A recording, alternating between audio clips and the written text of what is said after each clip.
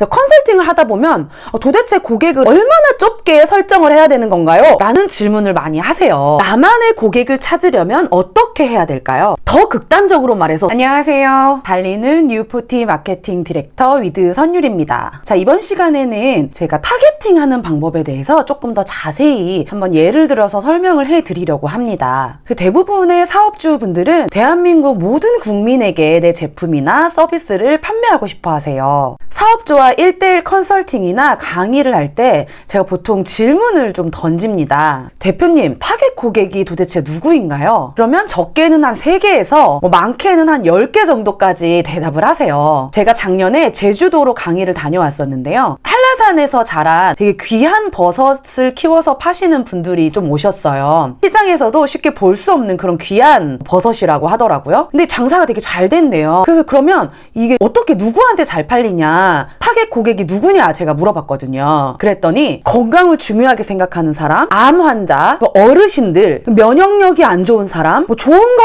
잘 챙겨 먹고 싶은 사람, 그리고 또 여자들한테도 좋다고 하고 막 이런 얘기를 계속 하시더라고요.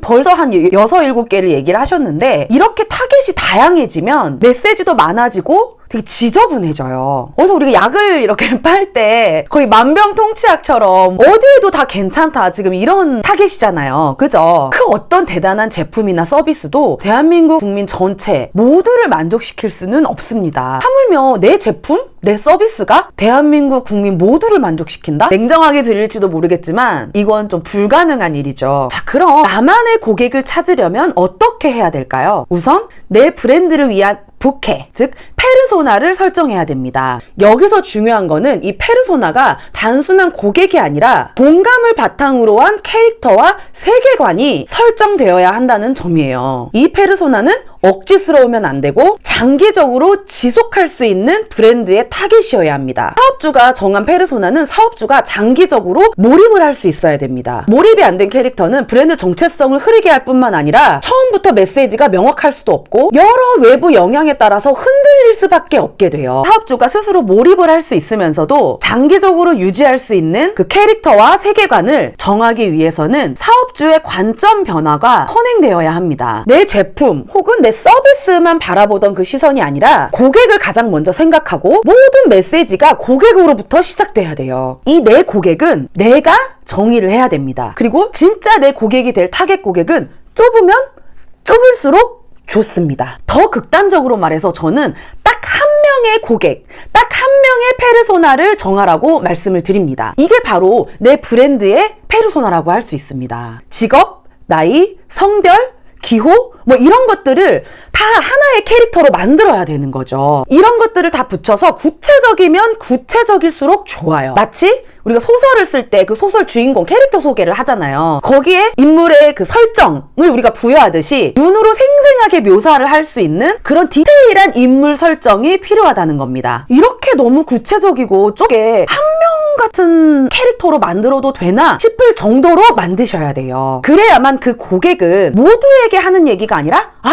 나한테 하는 얘기구나 라고 생각을 하게 되거든요. 딱 한 명의 고객, 딱 한 명의 페르소나를 정하고 그 사람에게 편지를 쓰듯이, 그 사람에게 말을 하듯이 브랜딩 메시지와 마케팅 메시지를 전달해야 됩니다. 그 메시지를 접한 사람이 저거 완전 나한테 하는 얘기네? 라는 생각이 들 정도로 말이죠. 예를 들어서 요새 밀키트 사업이 좀 뜨잖아요. 그래서 배달 밀키트 사업을 한다라고 했을 때 보통 타겟 고객이 어떻게 되세요? 하면 직장인 이렇게 얘기를 합니다. 저희는 거기서 더 좁혀 들어가 볼게요. 맞벌이 하는 직장인. 자, 좀 더 구체적으로 아이가 없는 맞벌이 하는 직장인. 아이가 없고 요리를 못하는 맞벌이 직장인. 아이가 없고 요리는 못하지만 집밥은 먹고 싶은 맞벌이 직장인. 점점 구체화되죠. 40세, 아이가 없는, 결혼 8년 차, 요리는 못하지만 배달 음식에 지쳐서 집밥 같은 밥을 먹고 싶은 땡땡땡 회사의 맞벌이 여자 과장님. 이렇게 그냥 단순히 직장인에서 시작을 했다가 인격이 부여가 됐죠. 또 한 가지 예를 한번 들어볼게요. 요즘에는 카페 창업을 하려고 하시는 분들이 또 많이 계세요. 근데 요즘에는 에스프레소 바라는 게 되게 뜨죠. 많이 생기기도 했고요. 카페라고 하면 직장인들이 많은 오피스 지역에 카페를 낼 것인가,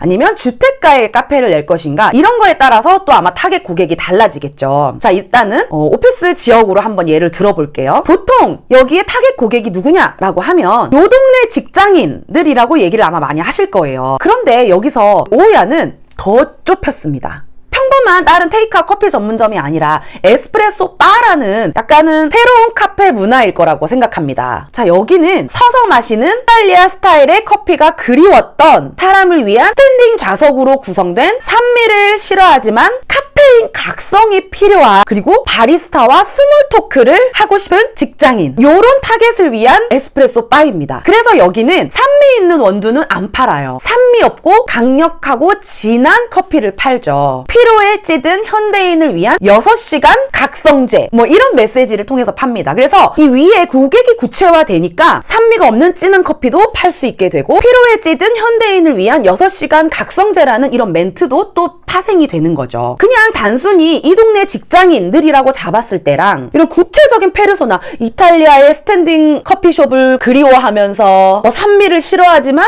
강력한 카페인의 각성작용이 필요한, 그리고 바리스타와의 스몰 토크를 즐기는, 뭐 이런 구체적인 페르소나를 정했기 때문에 지금 오야는 굉장히 성장 중입니다. 이렇게 타깃을 좁혀서 한 사람에게 전하는 메시지처럼 전하는 방법은 메시지를 듣는 사람들에게도 큰 공감으로 다가올 수 있지만 메시지를 전달하는 사람에게도 좀 더 쉽습니다. 이탈리아 여행을 한 번이라도 갔다 와서 이탈리아 카페를 경험한 사람들은 어머, 어떻게 알았지? 이런 생각을 하면서 또 들어갈 수가 있겠죠. 모두를 겨냥한 메시지는 그 누구도 만족시킬 수 없을 뿐 아니라 어느 사람도 나에게 하는 메시지다라고 생각을 할 수 없게 됩니다. 컨설팅을 하다 보면 도대체 고객을 얼마나 좁게 설정을 해야 되는 건가요? 라는 질문을 많이 하세요. 그럴 때마다 제발 모호하지 않게, 최대한 뾰족하게, 구체적인 딱 한 명만 생각을 하면서 고객을 구체화하라고 당부를 드립니다. 그런데 쉽사리 그러겠다고 말씀들은 잘 안 하세요. 왜 그러냐면 좀 의심이 들기 때문이죠. 내가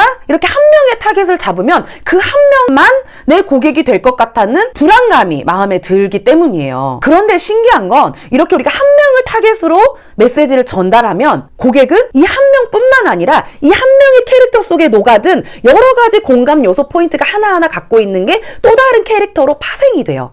그러면 그 고객은 그 포인트에 공감을 해서 또 나의 고객이 될 수 있습니다. 고객이 점점 확장이 된다는 거예요. 내가 대한민국 전체를 설득하긴 어렵지만 내 앞에 내 친구 한 명을 설득하기는 쉽거든요. 정말 내가 내 제품을 잘 브랜딩을 하고 싶다면 내가 설득하고 싶고 꼭 내 제품을 팔고 싶은 사람 단 한 명을 설정해서 그 한 명의 페르소나, 그 한 명의 고객에게 내 제품을 설명하고 팔아보세요. 그러면 내 고객은 그 한 명에서부터 시작될 겁니다. 자, 다음 시간에는 또 더 유익한 내용으로 찾아오겠습니다. 오늘 내용이 도움이 되셨다면 좋아요, 구독 부탁드립니다. 안녕.